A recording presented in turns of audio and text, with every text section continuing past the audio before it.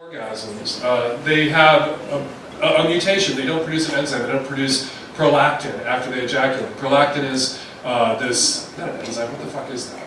Hormone? Hormone. Thank you. That a man's body sort of like is infused with after he comes that makes him sleepy, makes his dick get soft. It creates a sudden and crushing disinterest in sex. And now that we know about prolactin, all these years of people bitching about he came and then rolled over and went to sleep as evidence of what an asshole he is. No. That's what he's supposed to do. That's what his body is forcing him to do.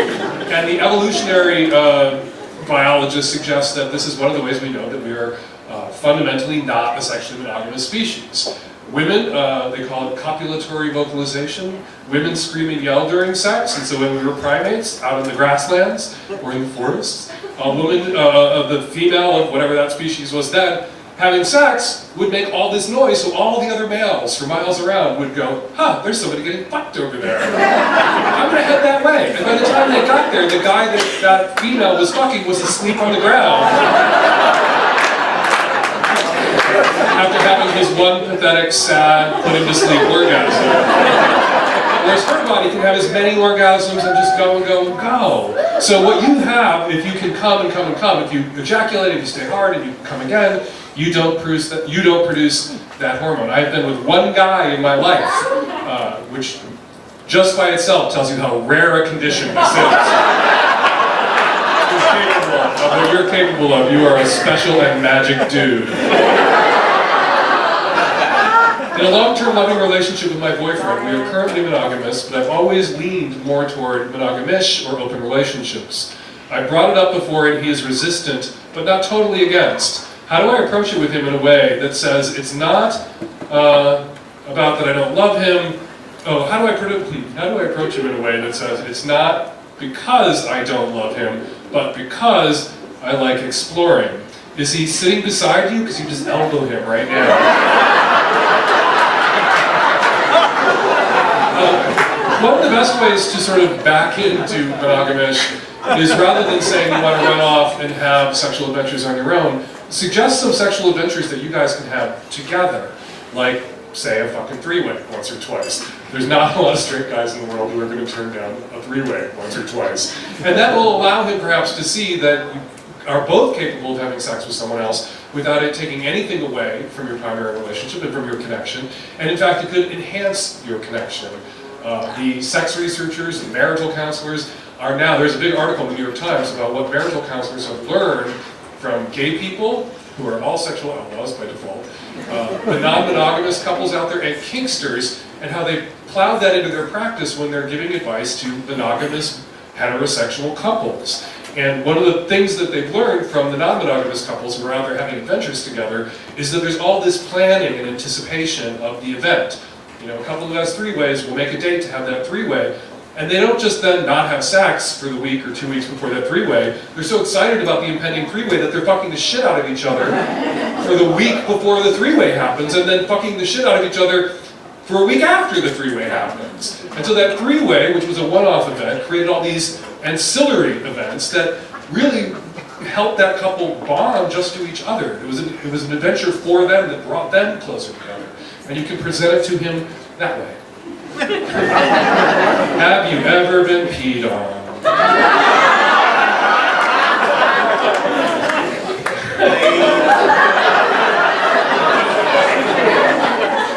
So, 26 years ago, when I started writing my sex advice column in the early 90s, in 1991, the earliest of the 90s, I wrote a lot about my own sex life for the first few years. And we all did. There was kind of a boom of sex columns then, Sex in the City, all sorts of sort of 90s sex writers, most of them women. And everyone, including myself, wrote about our own sex lives a lot. Savage Love then would have digressions about what I was up to. And then I met Terry, my husband. And early in our relationship, he informed me that I could write about the sex I was having, or I could have sex with him. But not both. And I stopped writing about the sex that I was having. If you follow Terry on Instagram, you know why I stopped, why I prioritized being with him over the column. And it kind of saved my column, because a lot of those 90s sex columns came and went, some sooner than the people writing them wanted them to go. And I think that was because readers eventually just kind of got a little uncomfortable because they began to doubt the columnist, that these were genuine experiences, and genuine relationships, and genuine exploration, that eventually people went, they were to the 100th column, and they began to think, yeah, they're just doing this shit for material, that it's not honest. And my column, because I never hit that wall, and I never broke faith with my readers. I wasn't doing things just to have something to write about, or perceived to be doing things just to have something to write about. So, I can't answer your question. But that kind of denial can be taken as a confirmation. In Lesbo land, there's a lot, particularly in Lesbo kink land, Lesbo BDSM land, there's a lot of, they call it blood play, like knives and cutting and blood. And in gay kinkier land, there's a lot of peeing on each other. And people are like, ew, gross. And gay men look at the lesbians with the blood play, and they're like, ah! Especially those of us who watched All Our Friends Die for 15 years, like, ah, blood. And the lesbians are like, ah, pee! When you get the gay kinky guys together with the kinky lesbians and they share. And I think what's at work here is women are very intimate, familiar with blood because of menstrual cycles, and they handle it, and it's very symbolic also of womanhood for a lot of people. Asterisks, not all women menstruate. So that, there's this comfort with blood with women, and for men, all of us, peeing in the snow, seeing how high up we can pee, standing in